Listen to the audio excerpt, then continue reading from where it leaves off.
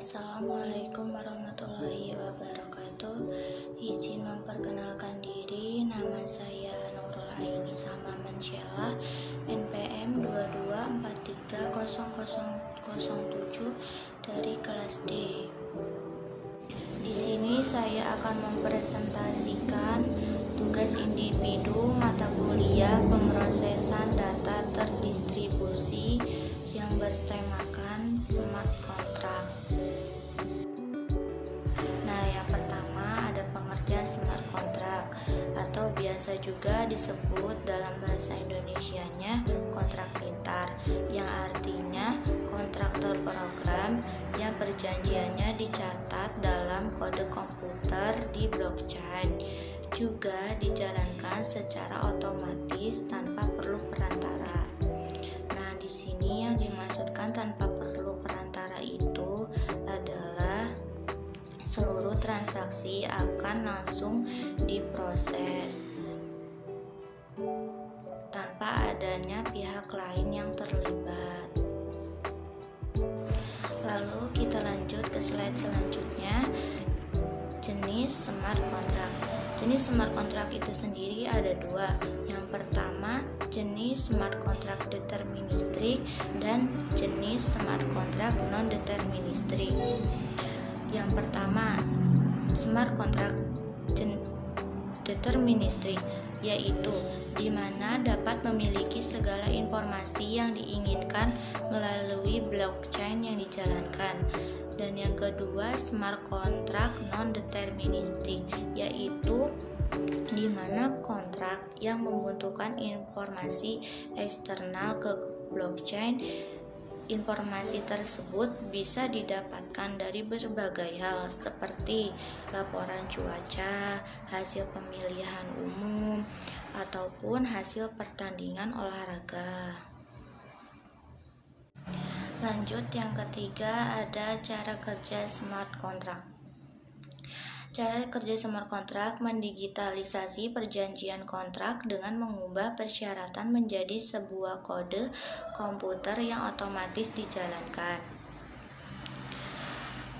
Secara singkat, smart contract juga bekerja dengan mengikuti statement sederhana seperti if atau when atau then yang dituliskan dalam kode di blockchain,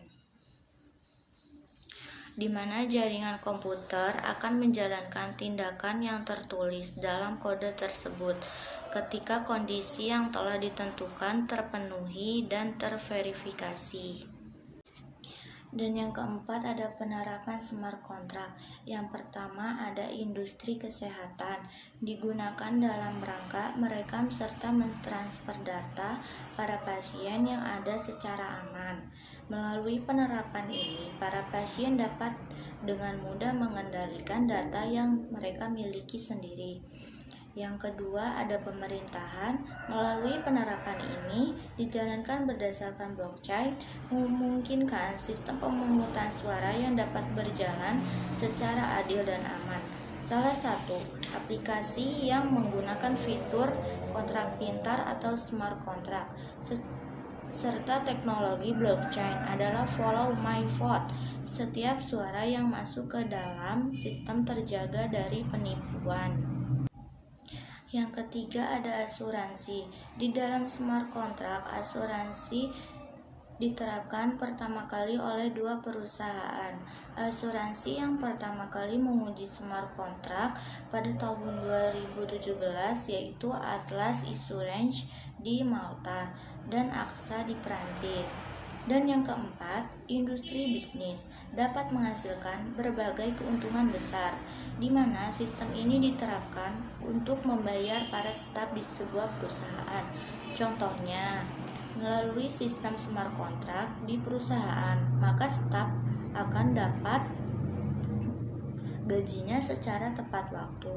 Maka perusahaan juga dapat menghemat biaya serta waktu yang dikeluarkan.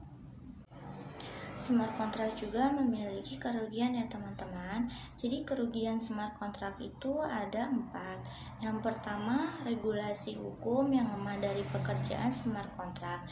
Yang kedua, kebutuhan untuk mengatasi masalah kecepatan prosesan transaksi dan skabilitas dalam teknologi blockchain. Yang ketiga, ketidakmampuan untuk menyesuaikan pekerjaan smart contract. Dan yang keempat, ketergantungan yang tinggi pada programmer dan paparan bug. Nah, smart contract itu memiliki contoh ya teman-teman.